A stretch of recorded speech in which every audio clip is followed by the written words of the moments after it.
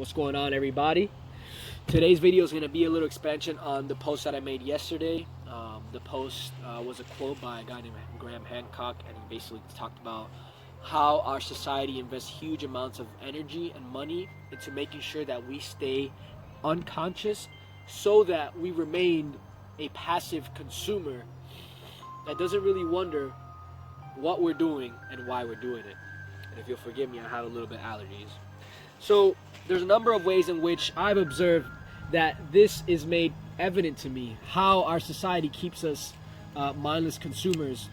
And one of the methods that they do this is through the hypersexualization of society. So through the proliferation of pornography, the oversaturation of sex-related songs and mainstream music, through movies, through magazines, basically any media that comes through the system. And how does it do this? How do they achieve this? Well, what they're doing is that they're appealing to our primal instincts, right? They're appealing to that lower brain, that reptilian brain that has that desire to pass on its seed, right? To pass on its genes, that desire to procreate.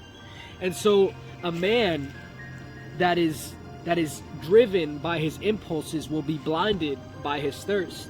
And when men become easily driven by their thirst, then they become impressionable and therefore willing to participate in all the ways in which they perceive will bring them what they're thirsting after, and in this case, sex, right? So this man will pursue a further education, thus landing him in insurmountable amounts of debts, right? So that he can land a better job, so that he can make a little more money, so that he can buy a fancier car, which will in turn put him in more debt, enslaving him to the system, so that he can buy a bigger house, so that he can attract more mates, so that he can have more sex. You see how the cycle goes? It's crazy. So the hypersexualization, and therefore the thirst that we're going to call it, was first created through what this person heard through his ears and saw through his eyes. And now what happens? Now this man will spend the entirety of his life, if he remains in this, if he doesn't awaken to this, he will remain there, thus enriching the corporations that profit off of his ignorance. And we can take it a step further, and we can say that that's the ignorance of the power of our sacred sexual energy.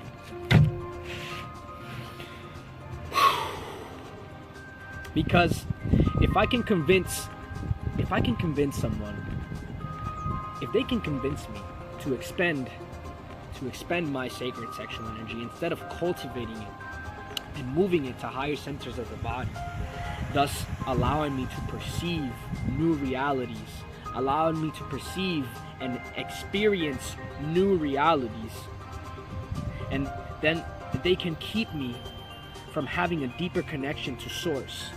And if they can keep me having a deeper connection to my source, they can keep me from having a deeper connection to myself and the world around me, and thus reinforcing my role in their scheme as the mindless consumer. Now let's see what happens to females. Let's see what happens to females in a hypersexualized society. So a number of things will happen, and one of the most obvious ones to me is that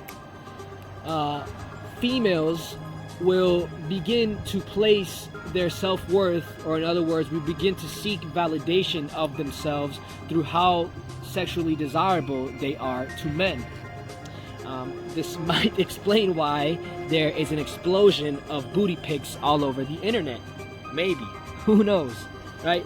So these females will begin to validate themselves and build their self-esteem upon how much men want to have sex with them. So they're going to seek the ways in which they become more attractive, which may explain why the cosmetic industry nowadays is worth $30 billion. It's crazy.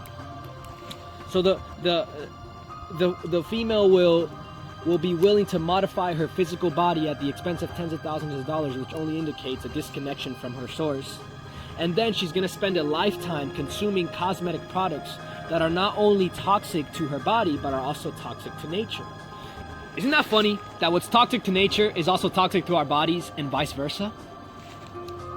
It's almost like the two are inseparable, huh? Maybe, just maybe. So not only is the female going to be willing to spend hundreds of dollars on these cosmetic products, but she's also going to spend a lifetime trying to upkeep or keep up with the latest fashion trends in order to validate herself, thus spending thousands and thousands of dollars of her hard-earned money and enriching the corporations that profit off of our ignorance. And this is going to segue into my next point, which is that if we, the general population, knew that toxicity and deficiency are the root of all, if most, if not all diseases, then we're going to, by default, seek knowledge of our body and its systems, how it operates. So this is going to lead to a desire, naturally, I hope so, for optimal health. And in our pursuit for optimal health, we are going to seek to uncover all the ways in which our health is compromised, which therefore increases our awareness when shopping for not only food but other household products or products that we consume most likely on a regular basis. And when we when we start to learn about which products are toxic, then the consumption of nearly 95% of the products that are on all the shelves across all the supermarkets of America ceases. Nobody's buying that shit anymore because 95% of everything that's sold out there is toxic. It's toxic, right? So not only do we stop buying the products, but we stop funding the corporations that are concerned with robbing us of our health in return for our money. It's fucking crazy. So what happens? Everyone does their produce in the produce section, which funds a totally different and healthier industry. Most malevolent corporations or malignant corporations collapse, and there's no more exploitation of our health, no more exploitation of our bank accounts through the insane cost of medical bills. And yeah, all fast food chains, all fucking Coca-Cola, all candy products, all of those corporations collapse, all because we got smart and we decided that we weren't gonna fund those corporations. I mean, the dairy industry is predicated, its foundations are built upon a lie that milk builds strong bones. When we really look into it, we find out that dairy actually leaches calcium from our bones as our body attempts to neutralize the excess acidity that is introduced to our body when we consume milk. Boom! This whole shit is a lie, dude. This fucking world is a lie. It's crazy. It's crazy. But yeah, these are just some ways in which I can hopefully point out to you to help us realize that the power to change the world, the power to vote for a different world is vested in our dollars, right? It's vested in what we consume. Every time we spend a dollar, we are casting a vote for the kind of world that we want to live in. And so if we get smart, and if we rise in consciousness, and if we can accept and awaken to this higher awareness, then most, if not all of the mindless consumption stops. Because then you'll come into the knowledge of who you truly are. You'll be reconnected with who you are as source energy, as an extension of the infinite life force of the cosmos, as